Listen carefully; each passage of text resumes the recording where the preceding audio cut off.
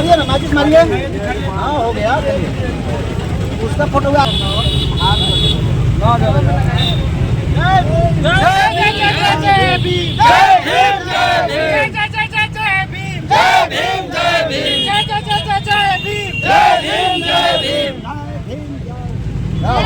नहीं चलेगा, नहीं चलेगा, नहीं चलेगा, नहीं चलेगा, नहीं चलेगा, नहीं चलेगा। अमित शाह गृह मंत्री इस्तीफा दो, इस्तीफा दो, शाह गृह मंत्री इस्तीफा दो, इस्तीफा दो, शाह गृह मंत्री इस्तीफा दो, इस्तीफा दो। मनुवाद नहीं चलेगा, नहीं चलेगा, नहीं चलेगा, मनुवाद नहीं चलेगा, नहीं चलेगा, नहीं चलेगा। तब तक सूरज चांद रहेगा,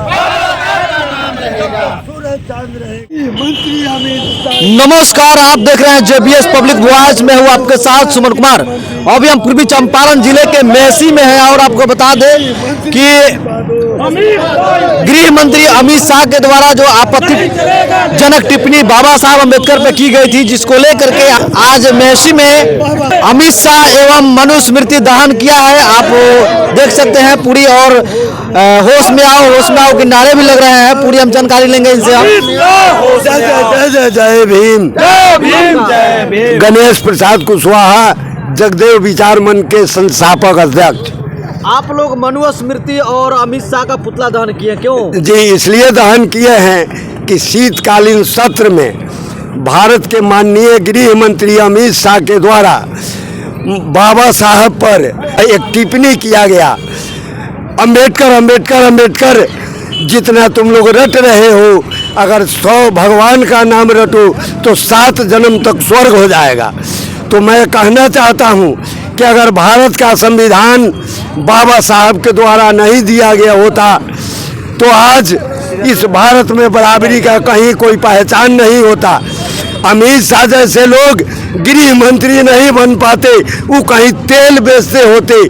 आज यह संविधान का सौभाग्य है कि अमित शाह जैसे लोग भारत के संविधान के आधार पर गृह मंत्री बने हुए हैं।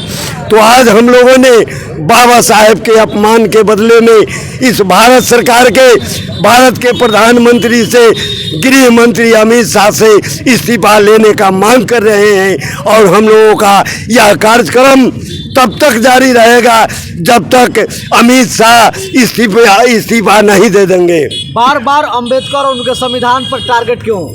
इसलिए कि जब तक भारत का संविधान है, मनुवाद का नहीं चल पाता है, ब्राह्मणवादी व्यवस्था का नहीं चल पाता है। इसलिए बार बार भारत के संविधान जो 90% को अधिकार देता है, आज अभी भी उस अधिकार को समाप्त करने के लिए मनुवादियों ने लगे हुए हैं। इसीलिए इस संविधान पर बार बार टारगेट कर रहे हैं। मनुस्मृति का दहन किए हैं। मनुस्मृति का दहन 1925 में बाबा साहब डॉक्टर भीमराव अंबेडकर ने इसलिए करवाए थे कि उस समय बराबरी का दर्जा नहीं था, ऊंच नीच था, छुआछूत था, किसी व्यक्ति को पोखरा तक पानी नहीं पीने दिया जाता था और मनुस्मृति का चलता था।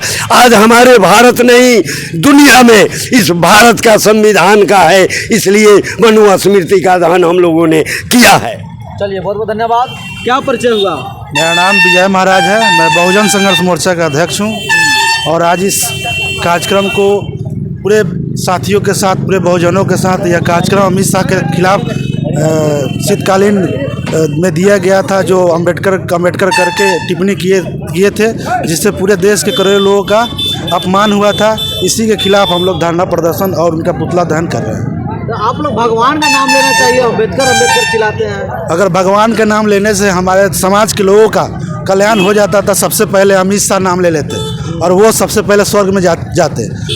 वो खुद राजनीति का रक्षण लेकर के गृह मंत्री बने हुए हमारे लोग को आश्वासन दे रहे हैं कि भगवान का नाम रटने से स्वर्ग में। क्या आपका लालसा नहीं है कि आप स्वर्ग में जाए? नहीं, हमको कोई लालसा नहीं। हमको तो स्वर्ग बाबा साहब अम्बेडकर साहब ही देकर गए हैं। वही स्वर्ग मेरे लिए बहुत बड़ा भगवान के रूप में प्रचलित है।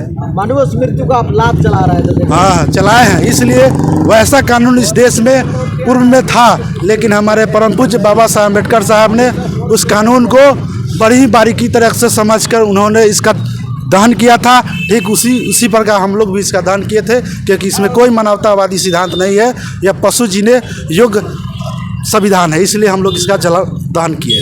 क्या अंतिम मांग क्या रहेगा आप लोग? अंतिम मेरा मांग यही रहेगा कि देश में जितने भी मनुवादी सरकार चल रही है, अगर संविधान के साथ छेड़छाड़ होगा तो मैं फिर अमित शाह के खिलाफ प्रदर्शन करूंगा। और मेरा अंतिम मांग है गृह मंत्री इस्तीफा दे, तबे हम लोग छोड़ेंगे, नहीं तो नहीं छोड़ेंगे। जी, मेरा नाम गयासुद्दीन जी हुआ। हम लोग सामाजिक कार्यकर्ता है। सबसे पहले देखिए, अमित शाह गृह मंत्री के लायक है ही नहीं, वो तो एक तारीपार है। और तारीपार को मनुवादी व्यवस्था में उन्होंने गृह मंत्री बना दिया है कि जैसे नाग हर जगह छेद मार के बैठा रहता है, उसी तरह अमित शाह अरे गृह मंत्री है। हम लोग के संविधान से भटकाने के लिए और पूजा पाठ में विलीन करने के लिए उसको मेन मकसद है मनुवादी स्मृति को लागू करना, दूसरा कुछ नहीं है। अपने बेटा को बीसीसीआई का सेक्रेटरी बना दिए हुआ है। जब वो ये भगवान करता, जब स्वर्ग में ना भेजना चाहिए भगवान रटवा के, लेकिन उस बीसीसीआई के जो क्रिकेट का एक बॉल वाइड नो नहीं जानता, वो बीसीसीआई सेक्रेटरी का अध्यक्ष है। और क्या आपका सवाल है? और कुछ बोलिए। हिंदू रक्षक है अमित शाह। हिंदू ही तो ढोंग है, सब राजनीति है, वोट के लालसा है, दूसरा कुछ नहीं। भाई को भाई से लड़वा देना है, दूसरा कुछ। अरे हिंदू राष्ट्र भाई मेरे, सब लोग हम मिले हुए, हम मुस्लिम हैं, कुशवाहा जी हैं, भाई हमारे, सब लोग हम लोग मिलजुल के हैं। अब बाबा साहब पर संविधान पर आँच आएगा, हम लोग बर्दाश्त नहीं करेंगे। मेरा मांग है कि अमित शाह इस्तीफा दे। चलिए, बहुत बहुत धन्यवाद। क्या परिचय हुआ आपका? मेरा नाम रामनरेश भगत है जी। मैं जगदेव विचार मंच का सदस्य हूँ। कटोगे तो कटोगे नारा चल रही है अभी पूरे देश में, क्या कहेंगे? ये तो बंटोगे तो कटोगे, ये तोड़ने का, समाज को तोड़ने का, उपद्रव फैलाने का यह साजिश है। इतना अगर वह अमित शाह विद्वान हैं, उन्हें पता है स्वर्ग का रास्ता कैसे जाया जाता है, तो उन्हें स्वर्ग स्वयं चले जाना चाहिए और बाकी लोगों को भी लेकर जाना चाहिए था। ये जो संसद है, संविधान से चलने वाला संसद है, और यह संविधान बाबा साहब का देन है, और उसी संसद में ऐसे शब्दों का वो प्रयोग करते हैं। इसलिए बहुजन समाज यह मांग करता है कि अमित शाह तुम इस्तीफा दो।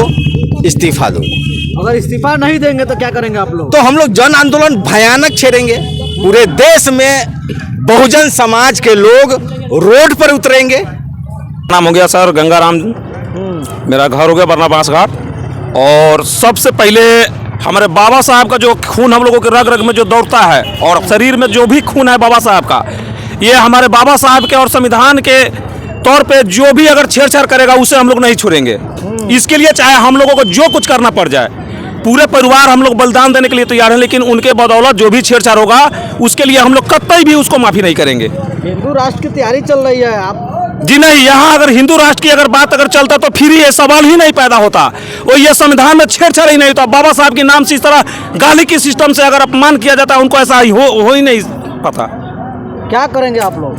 इसके लिए अगर इस्तीफा नहीं लेते हैं, माफ़ी नहीं मांगते हैं, तो जो करना होगा हम लोग उसके लिए तैयार है। क्या जन आंदोलन होगी? एकदम, जितना आप सोच रहे हैं उससे कितना गुना ज़्यादा होगा कि भैया आप सोच नहीं पाएंगे। चलिए।